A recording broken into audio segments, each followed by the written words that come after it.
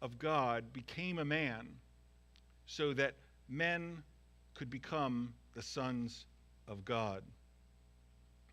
And so, as we look at the scriptures, we look at this passage, I'm reminded, I pointed this out last night, of the Star of Bethlehem and how it signals the fulfillment of the promise that was given to Abraham when Abraham looked at the stars. Now, what you may not recall is that people become part of a family in one of two ways, right? You can become an heir in a family either by birth, by being born into the family, and the father of the family, the one who possesses the property and who is the one who determines what will happen with the estate, he leaves the inheritance and the wealth and the title to his children. And so if you are born into the family, you are an heir. But there's another way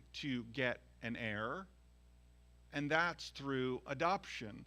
And we look back into the Old Testament, we see that Abraham was given the promise that he would become the father of many nations, that his ancestors would receive a blessing, and that they would be the source of a blessing that would go to all nations.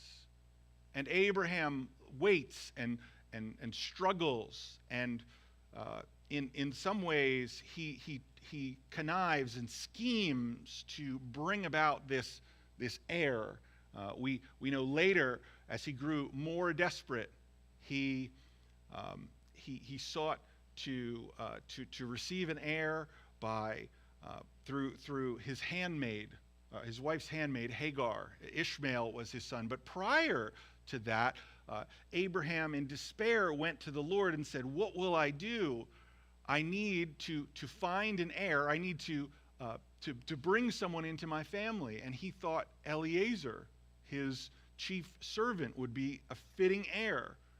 And so he said, "I'm going to have to leave everything to him." What he was talking about was that he would need to adopt Eliezer and name him his heir and give everything to him. And God says, "No, that's not what's going to happen. You're not going to adopt. Instead,